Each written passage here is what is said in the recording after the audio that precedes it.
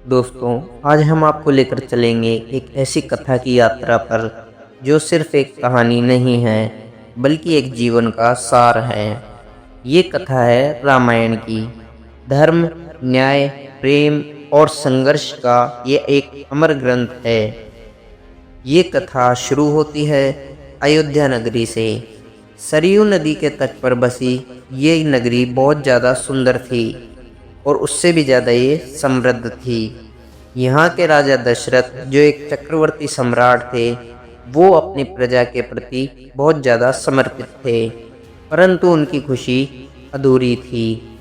राजा दशरथ के पास हर सुख था, धन, वैभव, यश और तीन तीन रानियां थी, कौशल्या, सुमित्रा और कैकेयी।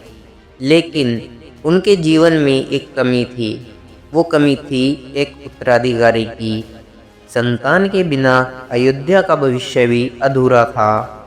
आखिरकार राजा दशरथ ने इस समस्या का समाधान जानने के लिए ऋषि वशिष्ठ को परामर्श किया।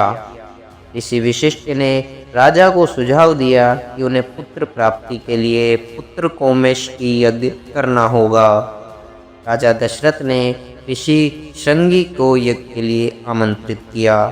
यज्ञ के दौरान अग्निदेव प्रकट हुए और उन्होंने राजा दशरथ को दिव्य खीर का पात्र दिया। उन्होंने कहा, इस खीर को अपनी रानियों में बांट दें, इससे आपको दिव्य पुत्र की प्राप्ति होगी। कौशल्या, सुमित्रा और कैकेयी ने खीर का ग्रहण किया। कुछ समय पश्चात अयोध्या नगरी में एक अद्भुत घटना घटी। चैत्र मास की 9वीं तिथि पुनर्वसु नक्षत्र में कौशल्या ने एक दिव्य पुत्र को जन्म दिया, जिसका नाम श्री राम रखा गया। कैकेयी ने भरत को जन्म दिया और सुमित्रा ने लक्ष्मण और शत्रुघ्न को जन्म दिया। अयोध्या नगरी पूरी खुशी से झूम उठी। हर गली, हर चौराहा, हर घर दीपों से सज गया। सभी जानते थे कि ये कोई साधारण बालक नहीं बल्कि स्वयं विष्णु का अवतार है। समय बीतता गया, चारों राजकुमार बड़े होने लगे।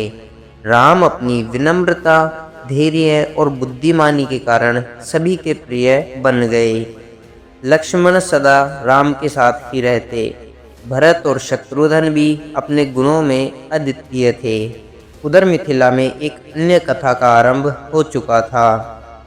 राजा जनक ने सीता नामक एक अद्भुत कन्या को गोद में उठाया। धरती से प्राप्त हुई ये कन्या कोई साधारण बालिका नहीं थी।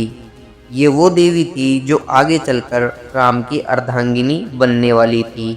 दोस्तों, ये थे रामायण की शुरुआत, जहाँ धर्म और प्रेम के बीज बोए जा चुके थे। लेकिन ये तो बस प्रारंभ था। आगे इस कथा में आएंगे प्रेम, बलिदान और महायुद्ध के वो पल जो हर युग में प्रासंगिक रहेंगे। तो अगले भाग में जानेंगे राम सीता के मिलन की अद्भुत कथा।